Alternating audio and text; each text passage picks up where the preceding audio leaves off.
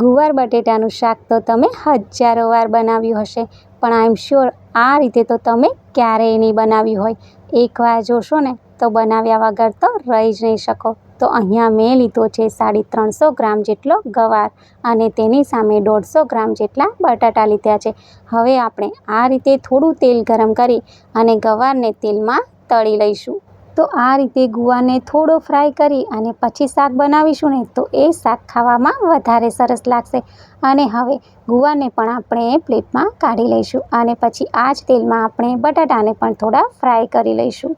તો ગુવાર અને બટાટા બંને સ્વાદમાં ફિક્કા હોય છે, એટલે આપણે મસાલાથી તેને કોટ કરીશું. તો અહીંયા મેં 1 ચમચી જેટલી લસણની ચટણી લીધી છે. હવે આ ચટણીથી આપણે ગુવાર અને બટાટાને એકદમ સારી રીતે કોટ કરી દઈશું. અને પછી પ્રેશર કુકરને ગેસ પર ગરમ કરવા મૂકીશું અને તેમાં ઉમેરીશું 3 ચમચી જેટલું તેલ. તો તેલ તમે તમારી પસંદ પ્રમાણે વધારે ઓછું લઈ શકો છો.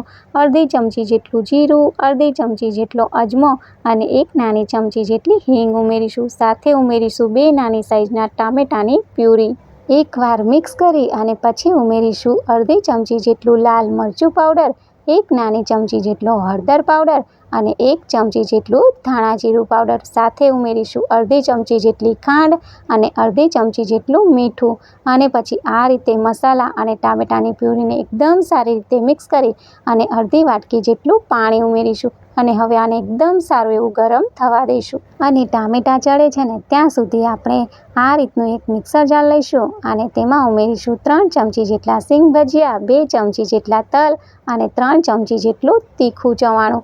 અને પછી મિક્સર જારનું ઢાંકણ બંધ કરી અને આનો ભૂક્કો તૈયાર કરીશું. અને હવે તમે જુઓ કે સરસ મજાનો ભૂક્કો તૈયાર થઈ ગયો. અને આ બાજુ આપણી ટામેટાની પ્યુરી પણ ચડી ગઈ. ત્યારે આ સમયે ઉમેરીશું આપણે ચવાણા અને સિંગ ભજીયાનો ભૂક્કો. આ રીતે મિક્સ કરી અને આને પણ આપણે સારું એવું ગરમ થવા દઈશું. અને હવે થોડી વાર પછી તમે જુઓ કે આપણા શાકની ગ્રેવી તૈયાર થઈ ગઈ છે. ઉપરથી તેલ પણ છૂટું પડી ગયું છે. ત્યારે આ સમયે ઉમેરીશું આપણે ચટણીથી કોટ કરેલા ગુવાર અને બટેટા. એકદમ સારી રીતે મિક્સ કરી અને 1 વાટકી ભરીને પાણી ઉમેરીશું. અને હવે કુકરનું ઢાંકણ બંધ કરી અને મીડિયમ ટુ હાઈ ફ્લેમ પર 2 વિસલ કરીશું. અને હવે આ ગરમા ગરમ ચટાકેદાર કાઠિયાવાડી ગુવાર બટેટાનું શાક બનીને તૈયાર છે. ઉપરથી લીલા ધાણા ઉમેરીશું. તો તમે એકવાર મારા કહેવાથી આ રીતે શાક બનાવજો. મારી ગેરંટી છે કે બધા 4 રોટલીની જગ્યાએ 6 રોટલી ખાશે. અને રેસીપી ગમે ને તો વિડીયોને લાઈક કરી અને તમારા ફ્રેન્ડ્સ ફેમિલીમાં શેર કરજો. Thanks for watching. Bye bye.